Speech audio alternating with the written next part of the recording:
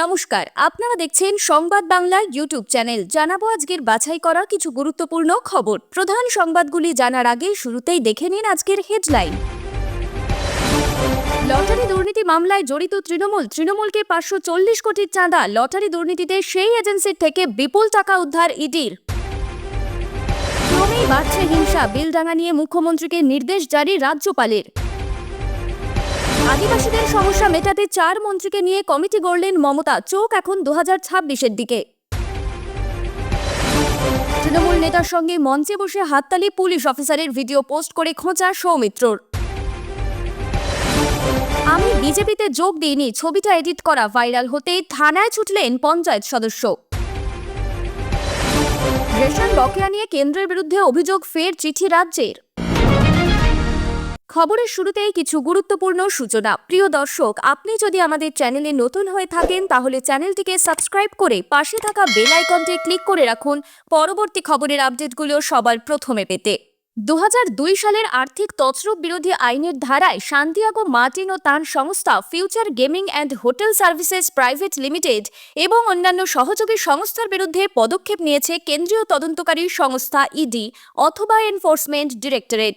অভিযোগ উঠেছিল যে সান্তিয়াগো মার্টিন ও তার সংস্থা টিকিট বিক্রি করে লটারির প্রকৃত নম্বর গোপন রেখে অন্য সিরিয়াল নম্বর দিয়ে প্রভাবশালীদের টাকা পাইয়ে দেওয়া হচ্ছিল, যার ফলে কোটি কোটি টাকা কারচুপি হয়। আর তারই তদন্তে নেমে উঠে এলো বিস্ফোরিত তথ্য। 12.47 কোটি টাকা উদ্ধার করল ইডি। হিন্দুস্তান টাইমসের খবর অনুযায়ী লটারি কিং নামে খ্যাত সান্তিয়াগো মার্টিনের দুর্নীতি সংক্রান্ত মামলায় পশ্চিমবঙ্গ, তামিলনাড়ু, কর্ণাটক, উত্তরপ্রদেশ, মেঘালয় এবং পাঞ্জাবে অভিযান চালিয়েছিল ইডি। আর সেই অভিযানে এখনো পর্যন্ত 12.47 কোটি টাকা উদ্ধার হয়েছে বলে জানা গিয়েছে। শুধু তাই নয়, এছাড়াও 6.42 কোটি টাকা মূল্যের ফিক্সড ডিপোজিটও বাজেয়াপ্ত করা হয়েছে বলে জানা গিয়েছে কেন্দ্রীয় তদন্তকারী সংস্থার তরফ থেকে। তবে এই 6টি রাজ্যের মোট 22টি জায়গায় অভিযান চালিয়েও কোনো রাজ্য থেকে ঠিক কত পরিমাণ টাকা পাওয়া গেছে সেই বিষয়ে এখনো পর্যন্ত কোনো তথ্য মেলেনি। আর এই তদন্তে নতুন মাত্রা যোগ করেছে সুপ্রিম কোর্টের নির্দেশিত রিপোর্ট। প্রকাশিত এসবিআই এর নির্বাচনী বন্ড সংক্রান্ত তথ্য অনুযায়ী জানা গিয়েছে 2019 সাল থেকে রাজনৈতিক দলগুলিকে সবথেকে বেশি অনুদান দিয়েছে future gaming and hotel services private limited এবং সেই অনুদান ছিল প্রায় 1368 কোটি টাকা। এর মধ্যে তৃণমূল পেয়েছিল 540 কোটি এবং ডিএমকে পেয়েছিল 509 কোটি টাকা। এদিকে গত 14 নভেম্বর লেক মার্কেটের এক ব্যবসায়ীর বাড়িতে হানা দিয়েছিল ইডি। জানা গিয়েছিল সেখানে নাকি বিপুল পরিমাণ নগদ মিলেছে। এই আবহে টাকা গোনার জন্য ব্যাংক থেকে মেশিনও নিয়ে যাওয়া হয়েছিল সেখানে। সেই অভিযানেই নাকি অন্তত পক্ষে 3 কোটি টাকা উদ্ধার হয়। এছাড়াও এয়ারপোর্ট 1 নম্বর গেটের কাছে একটি লটারির অফিসে হানা দিয়েছিল ইডি। সব মিলিয়ে দেশ জুড়ে নাকি এই অভিযানে মোট 12.41 লাখ টাকা উদ্ধার হয়েছে। গত শনিবার কার্তিক পুজোকে কেন্দ্র করে বেলডাঙ্গায় উত্তেজনা ছড়িয়ে পড়ে। অভিযোগ, রাস্তার ধারে তৈরি অস্থায়ী গেটে আপত্তিকর মন্তব্য লেখা হয়েছে। এই ঘটনার বিরোধিতা করলে উভয় পক্ষের মধ্যে বাকবিতণ্ডা শুরু হয়। প্রথমে একে অপরকে লক্ষ্য করে পাথর ছুঁড়তে থাকে। স্থানীয় এক পুলিশ কর্মকর্তা আরও জানান, পরে ওই এলাকায় একটি বোমা বিস্ফোরিত হয়। পাশাপাশি ওই এলাকার বহু বাড়িঘর ও দোকানপাট ভাঙচুর করা হয়েছে বলেও অভিযোগ রয়েছে। পুলিশ পরিস্থিতি স্বাভাবিক করতে এলাকায় পৌঁছলে তাদের ওপর পাথর ছোড়া হয় বলে অভিযোগ। এরপর বিক্ষুব্ধ জনতার ওপর লাঠিচার্জ শুরু করে পুলিশ। ওই এলাকায় ইন্টারনেট পরিষেবা বন্ধ করে দেওয়া হয়েছে। রাজভবন বলেছে, প্রয়োজনে রাজ্যপাল বেলডাঙ্গার এই পরিস্থিতি খতিয়ে দেখতে এলাকা পরিদর্শন করবেন। মুর্শিদাবাদের অবস্থা নিয়ে উদ্বিগ্ন রাজ্যপাল সিভি আনন্দ বোস। তিনি তার নির্ধারিত সফর বাতিল করেছেন এবং পরিস্থিতি পর্যবেক্ষণ করতে কলকাতায় আছেন। রাজ্যপাল মুখ্যমন্ত্রী মমতা বন্দ্যোপাধ্যায়কে পরিস্থিতি স্বাভাবিক করতে অবিলম্বে ব্যবস্থা নেওয়ার নির্দেশও দিয়েছেন। রাজভবন সূত্রে খবর, রাজ্যপালও এই বিষয়ে কর্মীদের বার্তা দিয়েছেন। তিনি বলেন, মুর্শিদাবাদ জেলার বেলডাঙ্গায় উত্তেজনা ছড়িয়ে পড়েছে। এলাকায় আইন শৃঙ্খলার সমস্যা দেখা গিয়েছে। বেলডাঙ্গার কিছু জায়গায় আহত হয়েছেন কয়েকজন। এলাকায় এখনও উত্তেজনা বিরাজ করছে। এ ঘটনায় প্রাপ্ত তথ্যের ভিত্তিতে রাজ্য সরকারের কাছে প্রতিবেদন চাওয়া হয়েছে। এলাকার আইন শৃঙ্খলা ফিরিয়ে আনতে কি কি পদক্ষেপ নেওয়া হয়েছে তা শিগগিরই জানাতে বলা হয়েছে। বর্তমানে বেলডাঙ্গার ঘটনায় আহতদের মুর্শিদাবাদ মেডিকেল কলেজ হাসপাতালে চিকিৎসা দেওয়া হচ্ছে। বহরমপুরের প্রাক্তন সাংসদ এবং সর্বভারতীয় কংগ্রেস ওয়ার্কিং কমিটির সদস্য অধীর রঞ্জন চৌধুরী রবিবার হাসপাতালে তাদের সঙ্গে দেখা করেন। তিনি আহতদের দ্রুত আরোগ্য কামনা করেন এবং তাদের যথাযথ চিকিৎসার জন্য হাসপাতাল কর্তৃপক্ষের সঙ্গে কথা বলেন। এছাড়া অধীর চৌধুরী এ ঘটনায় গভীর উদ্বেগ প্রকাশ করে এলাকায় শান্তি ও সম্প্রীতি বজায় রাখার আহ্বান জানিয়েছেন। তিনি পরিস্থিতি স্বাভাবিক করতে প্রশাসনকে অবিলম্বে পদক্ষেপ নেওয়ার প্রয়োজনীয়তার কথাও তুলে ধরেন। আদিবাসী ও পিছিয়ে পড়া উপজাতিদের সার্বিক উন্নতির জন্য এবার বিশেষ কমিটি তৈরি করলেন বাংলার মুখ্যমন্ত্রী। সোমবার নবান্নে বৈঠক করেন তিনি। সেখানেই একাধিক নির্দেশ দিয়েছেন তিনি। নতুন এই কমিটিতে থাকছেন সন্ধ্যা রানী টুডু, জ্যোৎস্না মান্ডি, বীরবাহা হাঁসদা ও বুলুচিক বরাইক, অর্থাৎ দক্ষিণবঙ্গ ও উত্তরবঙ্গ উভয়ের প্রতিনিধিরাই থাকছেন এই কমিটিতে। মূলত আদিবাসীদের উপর কোনো বঞ্চনা হয়ে থাকলে এই কমিটি পদক্ষেপ নেবে। মমতা জানিয়েছেন, আদিবাসীদের জমি কেউ নিতে পারবে না, মানুষের উন্নয়নের জন্য কোনো রং দেখা হবে না, সকলের জন্য কাজ হবে। ঝাড়খণ্ড, ছত্তিশগড়ের তুলনায় বাংলার আদিবাসীরা অনেক ভালো আছেন। সেই সঙ্গে কেন্দ্রীয় বঞ্চনার কথা উল্লেখ করেন তিনি।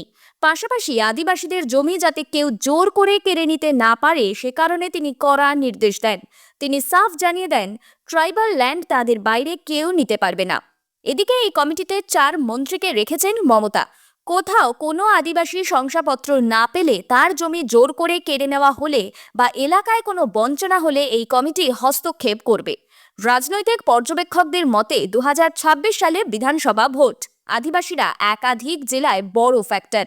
সে কারণে আগে ভাগেই বঞ্চনা রোধে প্রয়োজনীয় ব্যবস্থা নিলেন মমতা। এদিকে এবার লোকসভা ভোটে মোটের উপর ভালো ফল করেছে তৃণমূল। উত্তরবঙ্গে ধাক্কা খেলেও জঙ্গলমহলে ফের নতুন করে ভালো ফল করতে শুরু করেছে তৃণমূল। আর তারপর সেই জঙ্গলমহল দিয়ে জেলা সফর শুরু করেছিলেন মুখ্যমন্ত্রী। অগাস্টের দ্বিতীয় সপ্তাহে 2 দিনের জন্য জঙ্গলমহলে গিয়েছিলেন মুখ্যমন্ত্রী মমতা বন্দ্যোপাধ্যায়। সেখানে আদিবাসীদের মন জয়ে তিনি নানান কথা বলেছিলেন। এদিকে মমতা বন্দ্যোপাধ্যায় নিজেই দাবি করেন যে তিনি একাধিক ভাষা জানেন, তবে বিভিন্ন ভাষাকে তিনি গুরুত্বও দেন। সাঁওতালি রাজবংশী ভাষার প্রতি বারবার তিনি তার ভালো লাগার কথা প্রকাশ করেছেন। এর আগে সাঁওতালি ভাষা শেখার কথা জানিয়েছিলেন মুখ্যমন্ত্রী। সেই সঙ্গেই তিনি জানিয়েছিলেন অলচিকি হরফে তার কবিতা লেখার কথা। সেই সঙ্গে কুরমালি ভাষাতেও তার কবিতা আছে বলে তিনি জানিয়েছেন। গোপীবল্লভপুরে সভা করতে গিয়ে তিনি একবার বলেছিলেন, বাংলা বুঝতে আপনাদের অসুবিধা হচ্ছে, আমি ধীরে ধীরে সাঁওতালি ভাষাটা শিখে নেব। আসলে অলচিকিটা একটু শক্ত, আমি অবশ্য কবিতা লিখেছি ওই হরফে। কুরমালি ভাষাতেও আমার কবিতা আছে। শাসক দলের ব্লক সভাপতির সংবর্ধনা অনুষ্ঠান, আর সেই মঞ্চে হাজির হয়ে এক পুলিশ অফিসারের হাততালি দেওয়া ঘিরে বিতর্ক তৈরি হলো দুর্গাপুরের বুদবুদ এলাকায়। ফেসবুকে এই অনুষ্ঠানের একটি ভিডিও পোস্ট করে বিজেপি সাংসদ সৌমিত্র খা। তিনি বিতর্ককে আরও উস্কে দিয়েছেন। তিনি প্রশ্ন তুলেছেন, তৃণমূলের দলদাসে পরিণত হওয়া এই রাজ্য পুলিশের উপর মানুষ কিভাবে আস্থা রাখবে? যদিও বিজেপি সাংসদের এই কটাক্ষমূলক পোস্ট নিয়ে কোনো মন্তব্য করতে চাননি তৃণমূলের ওই ব্লক সভাপতি। বুদবুদের কোটা গ্রাম পঞ্চায়েতের বলরামপুরে রবিবার সন্ধ্যায় একটি ফুটবল প্রতিযোগিতা হয়। উদ্বোধনী মঞ্চে ছিলেন পূর্ব বর্ধমানের আউশ গ্রামের 2 নম্বর ব্লকের তৃণমূল সভাপতি শেখ লালন। তাকে সেখানে সংবর্ধনা দেওয়া হয়। সেই অনুষ্ঠানের একটি ভিডিও ভাইরাল হয়েছে। তাতে দেখা গিয়েছে তৃণমূল নেতার সংবর্ধনা মঞ্চে বুদবুদ থানার 2nd অফিসার হেমন্ত দত্ত বসে হাততালি দিচ্ছেন। যদিও এই ভিডিওর সত্যতা যাচাই করেনি সংবাদ প্রতিদিন ডিজিটাল। ভিডিওটি পোস্ট করেছেন বিষ্ণুপুরের বিজেপি সাংসদ সৌমিত্র খা। কেন এক পুলিশ অফিসার তৃণমূল নেতার সঙ্গে মঞ্চে থাকবেন সেই নিয়ে প্রশ্ন তুলে শাসক দলকে বিঁধেছেন তিনি। ফেসবুক পোস্টে সৌমিত্রবাবু লিখেছেন, বাংলার মানুষ কেমন করে এমন ব্যবস্থার উপর আস্থা রাখবে যেখানে সরকার আর শাসকের আস্থা নেই? পশ্চিমবঙ্গের পুলিশের প্রতি বাংলার মানুষের কোনো আস্থা নেই, যারা তৃণমূল কংগ্রেসের নিছক রাজনৈতিক পাদদেশে পরিণত হয়েছে। সৌমিত্র খাঁর ফেসবুক পোস্ট। তবে সৌমিত্র খাঁর এহেন পোস্ট নিয়ে মাথা ঘামাতে নারাজ স্থানীয় তৃণমূল নেতৃত্ব, যার সংবর্ধনা নিয়ে এত শোরগোল। তৃণমূলের সেই ব্লক সভাপতি শেখ লালনকে ফোন করলে তিনি কোনো উত্তর দেননি। গোটা বিষয়টি শুনেছেন আসানসোল দুর্গাপুর পুলিশের ডিসি অভিষেক গুপ্তা, তবে তিনিও তা নিয়ে কোনো মন্তব্য করতে চাননি। বর্তমানে রাজ্যের বিভিন্ন জায়গায় মিসড কলের সাহায্যে বিজেপির সদস্যপদ গ্রহণের প্রক্রিয়া চলছে। এরই মধ্যে এক তৃণমূল নেতা বিজেপিতে যোগ দিয়েছেন বলে একটি ছবি সামনে আসে। নাম, ঠিকানা, ফোন নম্বর দিয়ে দাবি করা হয়েছে তৃণমূলের ওই পঞ্চায়েত সদস্য বিজেপিতে যোগ দিয়েছেন, কিন্তু এই অভিযোগ সম্পূর্ণ মিথ্যা বলে দাবি করলেন গোপাল চন্দ্র বেরা নামে ওই নেতা। তার দাবি তিনি তৃণমূলেই আছেন। পূর্ব মেদিনীপুর জেলার এগরা 1 নম্বর ব্লকের ঋষি বঙ্কিমচন্দ্র গ্রাম পঞ্চায়েতের ঘটনা। সম্প্রতি বিজেপি কর্মী সুজিত মিশ্রের সোশ্যাল মিডিয়ায় করা একটি পোস্ট ভাইরাল হয়। সেখানে দেখা যাচ্ছে গোপাল চন্দ্র বেরা বিজেপির সদস্যপদ গ্রহণ করেছেন। ফেসবুকে পোস্ট করে তাই ধন্যবাদ জানিয়েছেন তিনি। এরপরই গোপাল চন্দ্র বেরা অভিযোগ করেন ওটা ফেক ছবি, তার ছবি এডিট করা হয়েছে, ফোন নম্বরটাও ভুল বলে দাবি করেছেন তিনি।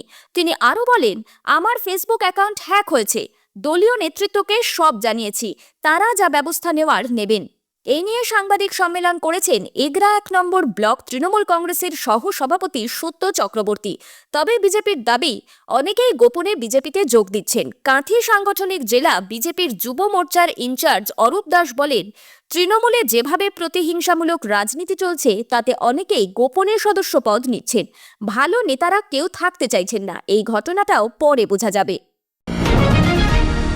ফের বকেয়া চেয়ে কেন্দ্রকে চিঠি দিল রাজ্য। এবার রেশনের জন্য বকেয়া 12,714 কোটি টাকা চেয়ে কেন্দ্রীয় খাদ্য মন্ত্রককে চিঠি পাঠালো রাজ্য সরকার।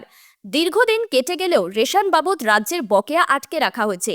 কী কারণে এই বিপুল পরিমাণ টাকা বকেয়া রাখা হয়েছে তার নির্দিষ্ট কোনো কারণও জানানো হয়নি বলে অভিযোগ। রেশন গ্রাহকদের চাল দেওয়ার জন্যই মূলত এই টাকা বকেয়া রয়েছে বলে জানা গিয়েছে। রাজ্য খাদ্য দপ্তর সূত্রের খবর, কেন্দ্রীয় সরকার প্রধানমন্ত্রী গরিব কল্যাণ অন্ন যোজনার অধীনে রাজ্যের 6 কোটি রেশন গ্রাহককে চাল গম সরবরাহ করে থাকে সরকার। গমের জন্য খরচ বহন করে কেন্দ্রীয় সংস্থা SPI, আর রাজ্য সরকার চাষিদের কাছ থেকে সরাসরি ধান কিনে রাইস মিলে পাঠায় চাল উৎপাদনের জন্য। কিন্তু 2023-24 আর্থিক বছরে কেন্দ্র এই খাতে টাকা দেওয়া বন্ধ করে দিয়েছে, ফলে বিপুল পরিমাণ অর্থ বকেয়া হয়ে গিয়েছে। এই নিয়ে দীর্ঘদিন ধরেই রাজ্য ও কেন্দ্রের মধ্যে চলছে টানাপোড়েন। একাধিকবার কেন্দ্রের এই বঞ্চনার বিরুদ্ধে সরব হয়েছেন মুখ্যমন্ত্রী মমতা বন্দ্যোপাধ্যায়। তা সত্ত্বেও বকেয়া টাকা দেওয়ার ব্যাপারে টু শব্দ করেনি কেন্দ্র। এমনিতেই 100 দিনের কাজ আবাস যোজনার কেন্দ্রের বরাদ্দ অর্থ নিয়ে টানাপোড়েন চলছে। বাংলাকে বঞ্চনার অভিযোগও উঠেছে। এ নিয়ে প্রধানমন্ত্রী মুখ্যমন্ত্রীর একাধিকবার কথাও বলেছেন, তবুও বকেয়ার সম্পূর্ণ অর্থ মেলেনি। তারই মাঝে এবার রেশনের কেন্দ্রীয় ভর্তুকি আটকে রেখেও রাজনীতি করার অভিযোগ উঠল কেন্দ্রের বিজেপি শাসিত সরকারের বিরুদ্ধে। বকেয়া টাকা ফেরত দেওয়ার আর্জি জানিয়ে রাজ্যের খাদ্য দপ্তরের বিশেষ সচিব কেন্দ্রীয় খাদ্য ও উপভোক্তা মন্ত্রকের গণবণ্টন বিভাগের যুগ্ম অধিকর্তা জয় পাটিলকে চিঠি পাঠিয়েছেন। রেশন ব্যবস্থা সুষ্ঠুভাবে চালানোর জন্য এই টাকা প্রয়োজন বলে চিঠিতে উল্লেখ করা হয়েছে। রাজ্যের শাসক দল এই নিয়েও রাজনীতির অভিযোগ করছে। তাদের বক্তব্য, আবাস 100 দিনের কাজের পর এবার রেশনের টাকাও ইচ্ছা করে আটকে রাখা হয়েছে। খবর শেষ হলো।